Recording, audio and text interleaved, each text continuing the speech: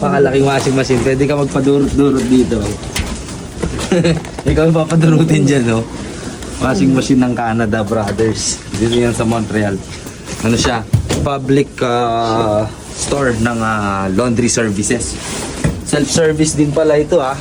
Kaya kung tamad ka, naku, mas tatamarin ka kasi lalakarin mo, bro. Talagang tatamarin ka. So, malayo. Naku, mas kailangan maglaba para mas swabe. Ay, ito, panalo ka siyang kasya lang dito. Saan yung babasahin? Ayan na nakikita ko niya. Baka naman, saan yung babasahin ko?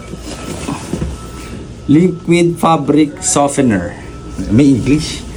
Suavizante and liquido. O, French yun, bro. Bawal sa bansot naman dito, tita. Paano kaya to? So, itong detergent. May wash dito. Lahat to? Lahat to? Hindi kaya mga tingati na ito. Dami ng trad. 500 ml. Hindi naman. Ito. Coca-Cola. 250 ml. Baka gayahin nila mo. Huwag yung gagayahin na, mamaya Coca-Cola talaga ilagay nyo dito.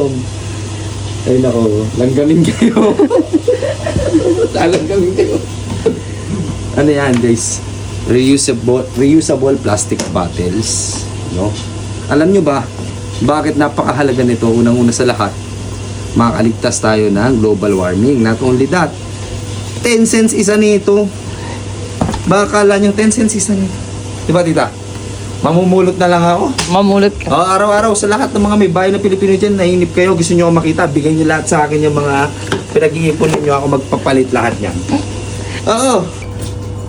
Delegate. May iba't ibang klaseng mode mga tol. May cold, may hot, may quick wash, warm. Warm lang, maligam-gam. Next time you know, Yeah. Okay. Zelda is the person to ask. What's her name? Zelda. To Ma'am Zelda, I will call you, ha? My name is Billy. Don't forget. Okay? Merci. Paano na ito dito? Start ko na. Yeah. Kumiso. Kumiso. Angas, bro. Ano, ne?